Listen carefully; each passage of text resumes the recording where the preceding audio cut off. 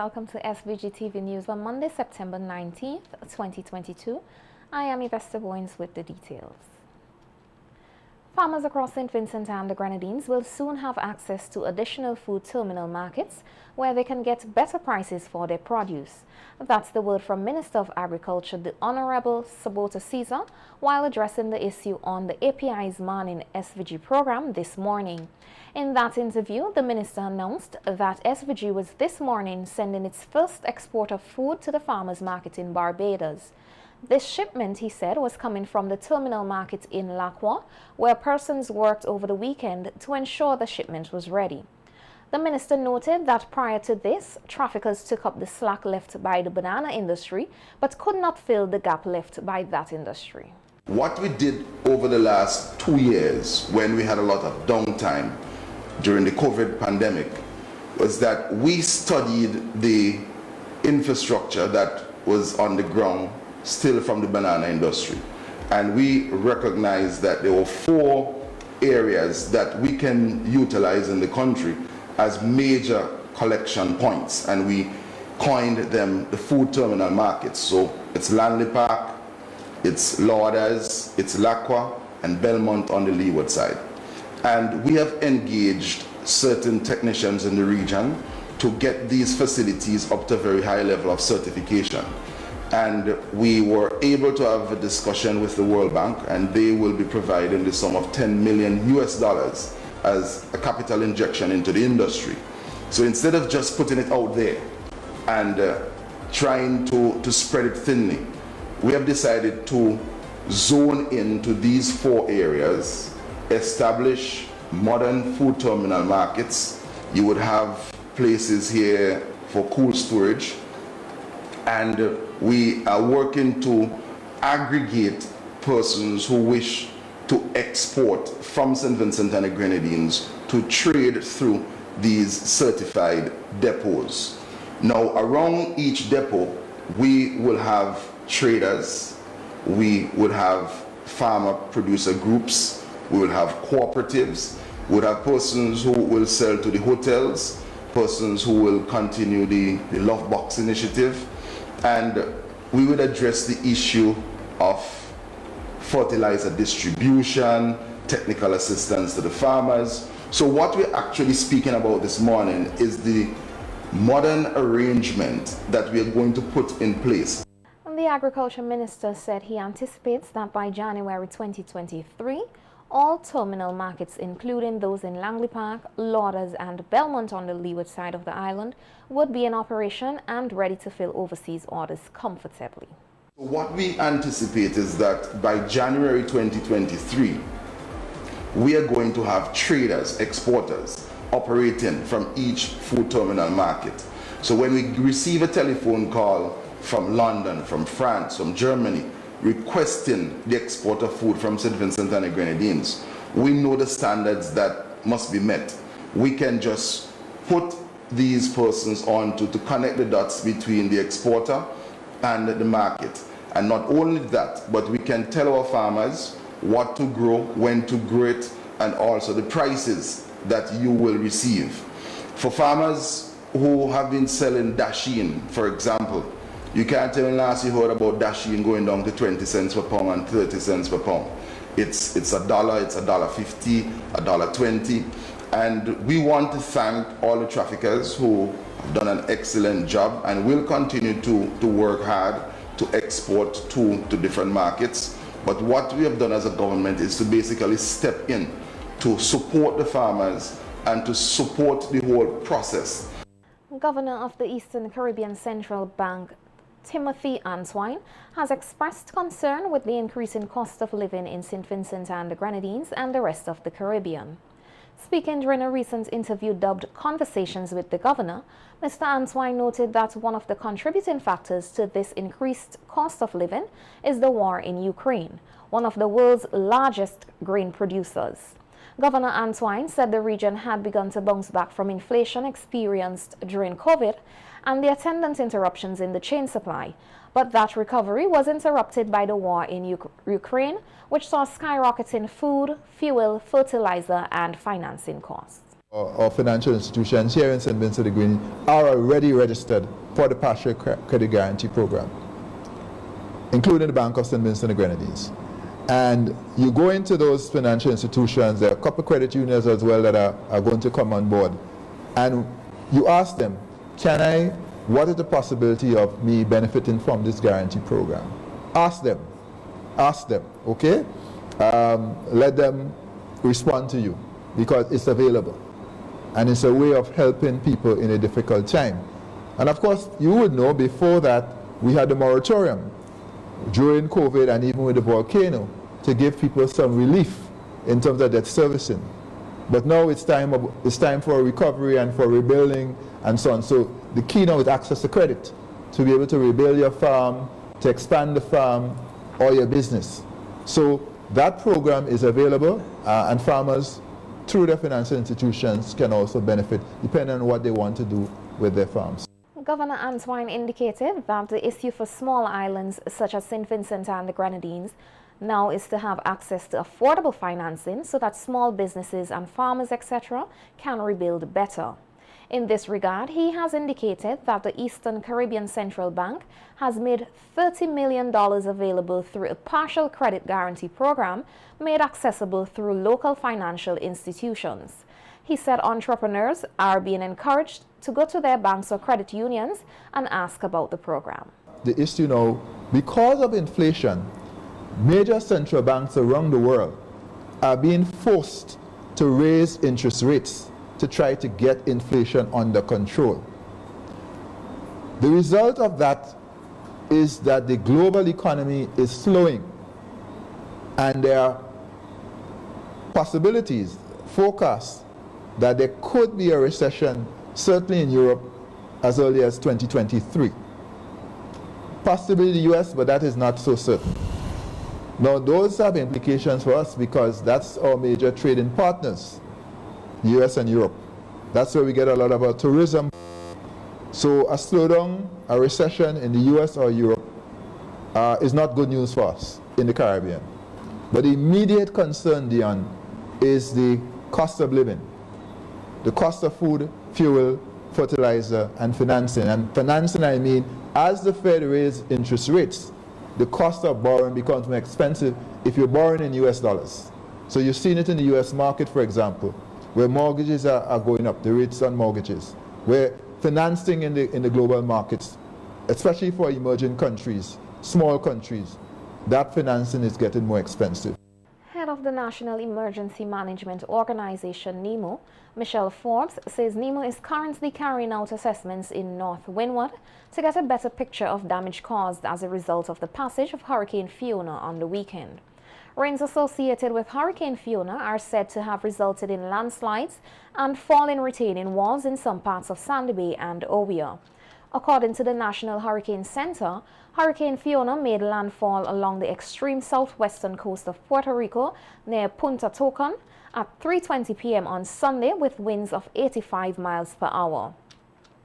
The hurricane reportedly caused catastrophic flooding as it moved just west of Puerto Rico on its way to the Dominican Republic, where it was expected to make landfall today.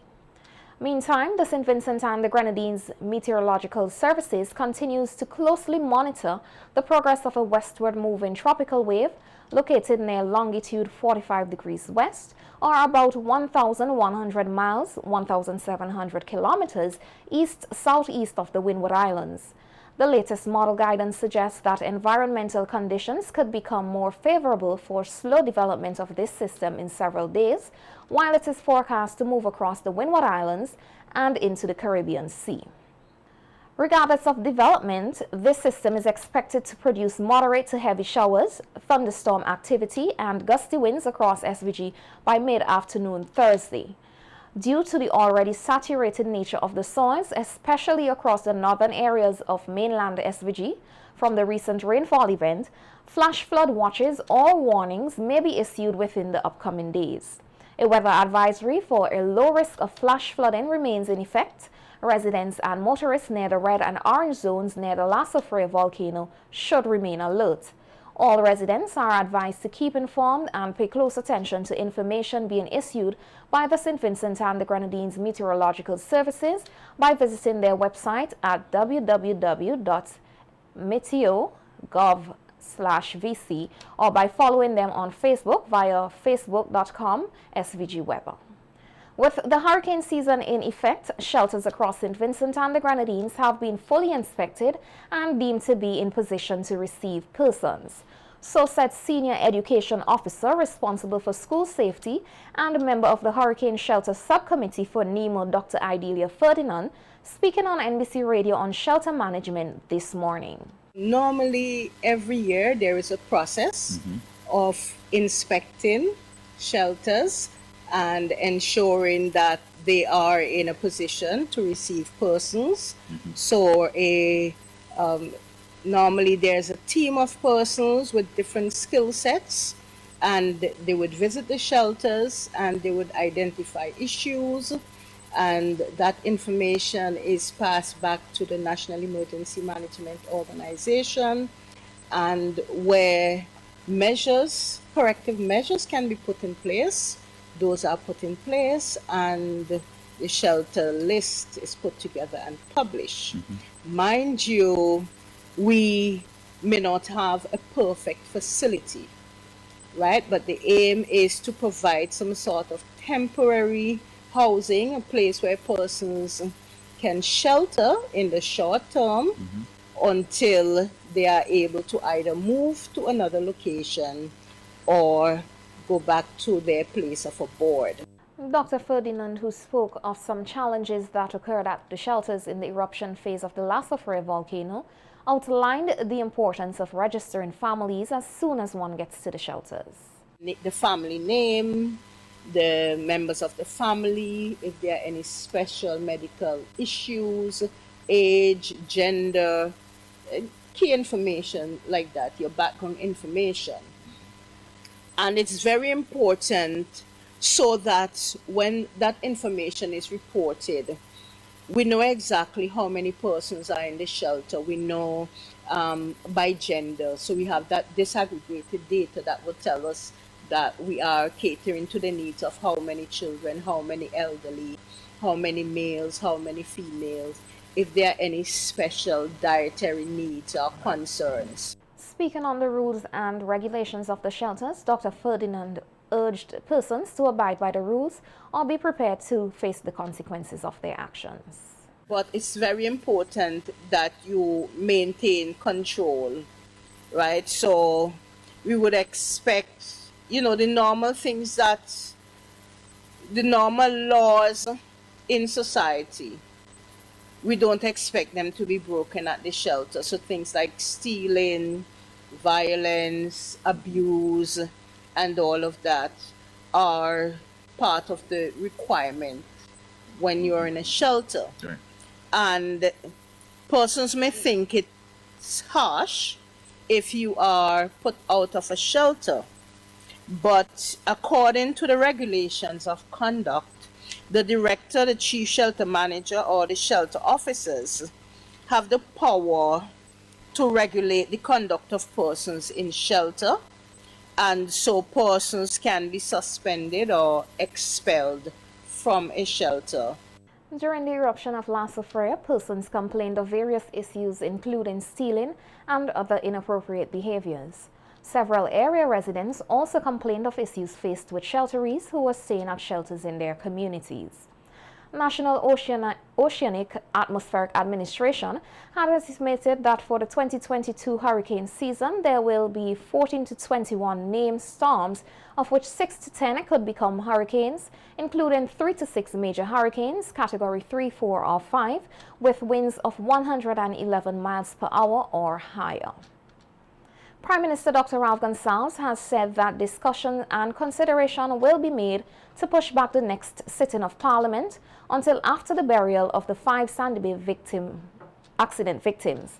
The next sitting of Parliament is scheduled for October 10th Speaking on the VFM's Issue at Hand program yesterday, the Prime Minister noted that the last occasion on which the country faced such tragedy was the rock gutter incident in January 2015, and the same decision to postpone Parliament until after the funeral was made. Communications, it could be here, there is the same thing, Peter. Yes. The Parliament is for the 10th.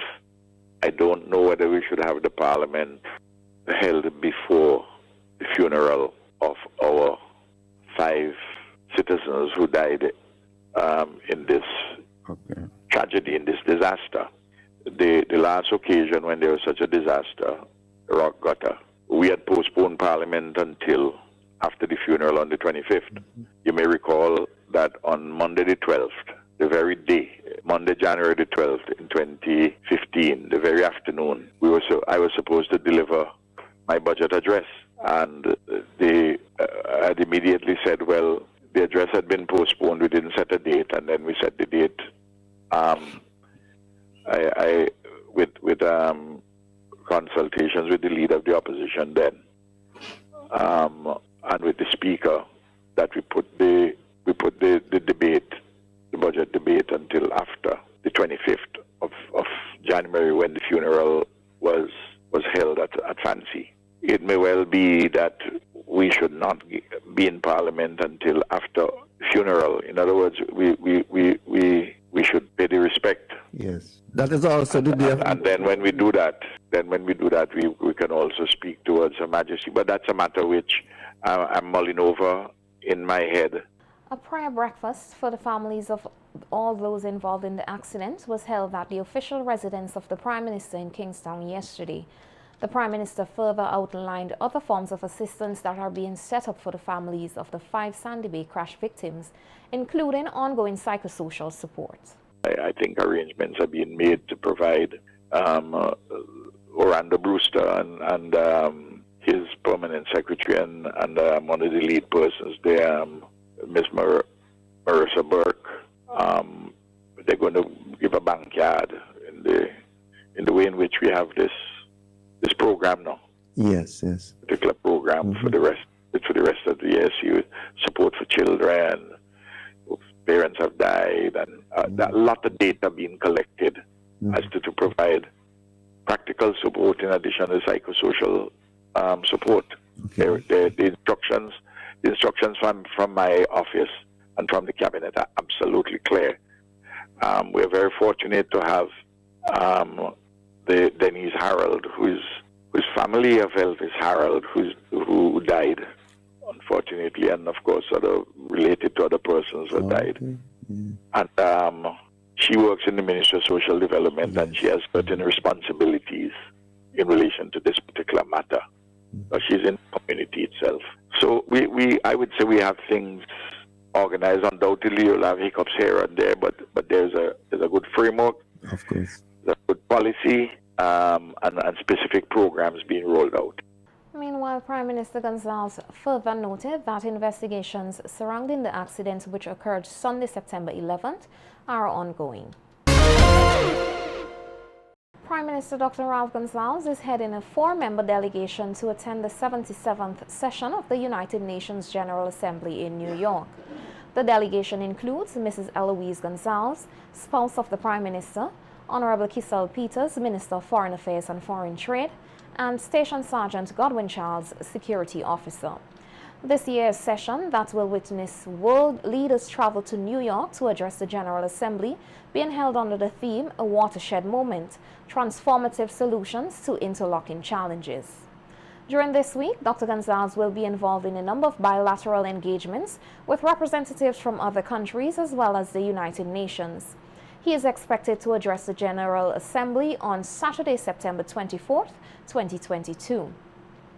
The Prime Minister left the state yesterday, Sunday, September 18th, 2022. Preliminary results of the June-July 2022 Caribbean Advanced Proficiency Examinations show a slight decrease compared with the 2021 results.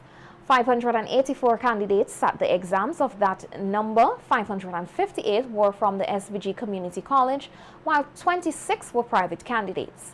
Passing grades of 1 to 5 were obtained in 1,659 subject sittings, representing an overall pass rate of 87.78%, a slight decrease compared to 2021, where the overall pass rate was 91.22%.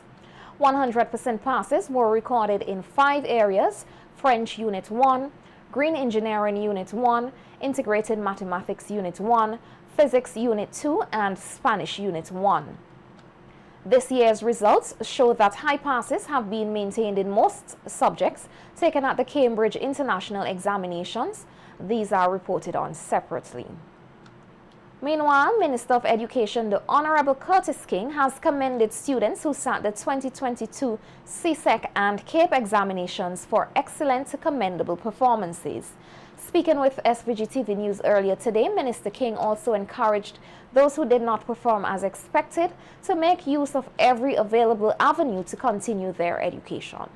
I congratulate all successful students who, despite the many challenges experienced over the past 3 school years, were nevertheless able to overcome these challenges and register excellent to commendable performances.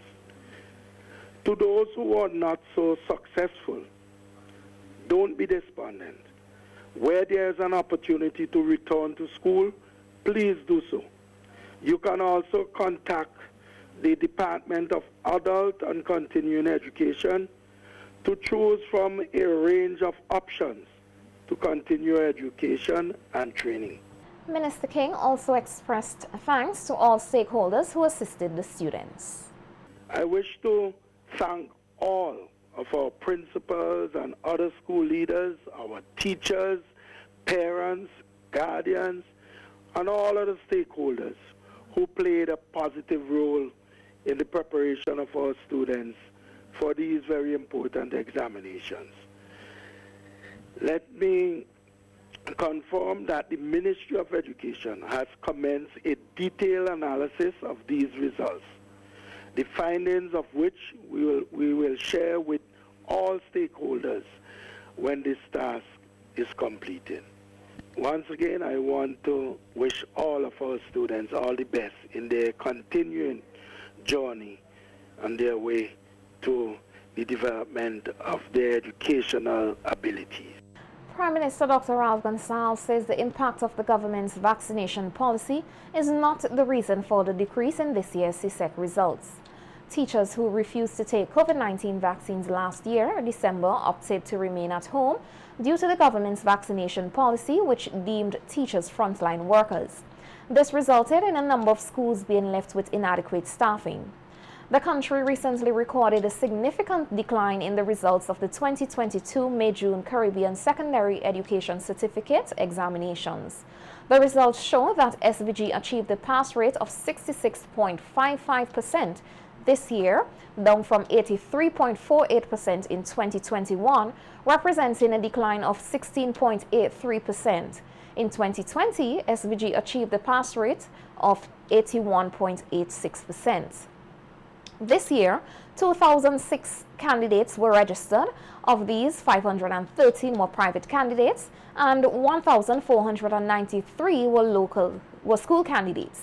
Prime Minister Gonsalves, speaking on the Issue at Hand radio program yesterday, said that the community college and primary schools were more impacted than the secondary schools.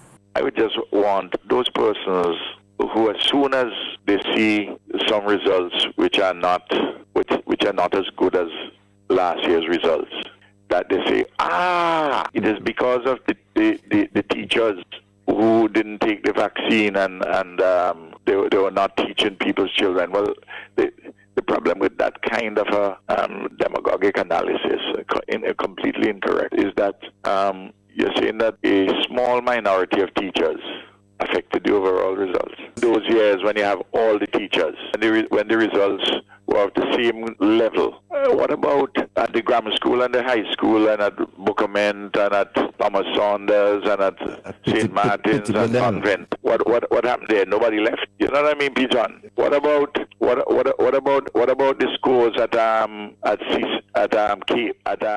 CPEA?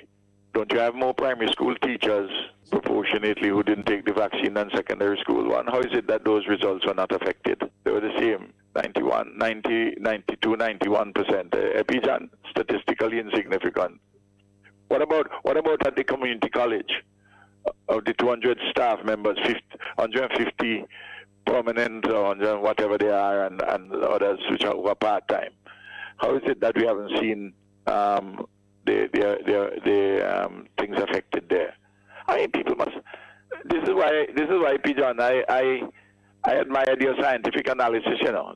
The Prime Minister noted that studies from UNESCO have shown that unless appropriate remedial measures are taken, the world may face an education catastrophe in 5 to 7 years. The Prime Minister noted that the Ministry of Education has already started tackling the problem with its recovery plan. He also suggested ways in which they can correct the problem with education loss in SVG due to the COVID-19 pandemic. Who were writing the exams, who wrote the exams in May this year, were in the fourth form, had just entered the fourth form in 2020. Now those who are going to write next year May would have just entered the third form. So there are certain basics which some of them more than likely missed in the year and a half without face-to-face instruction and an uneven delivery of online teaching and learning. All right? So there has to be corrective work. Well, if that work has to be corrective, it has to take different modalities or altered modalities and extra instructional time. I haven't heard anybody talking about starting half an hour earlier in school and ending half an hour later. I haven't heard about extending the term by a week. Well, the point about it, the inclination to shorten may well be something which you could address when you don't have to make up a deficit of a year and a half loss of direct instructional time, face-to-face. The Ministry of Education has a recovery plan, and this recovery plan has to be, by its very nature, multidimensional and must have buy-in too from the teachers and from the parents. I don't want to hear a parent saying, I can't bring my child to school half an hour earlier. It might be just for 2 terms. Pijan, you see the point I'm making, for half an hour later. No, I don't know what has been happening in the schools, Pijan. I can only talk about anecdotal information presented to me. Moves are afoot by the Ministry of Agriculture, Forestry, Fisheries, Rural Transformation, Industry and Labour and the Royal St. Vincent and the Grenadines Police Force to collaborate in addressing the scourge of predial larceny in the country.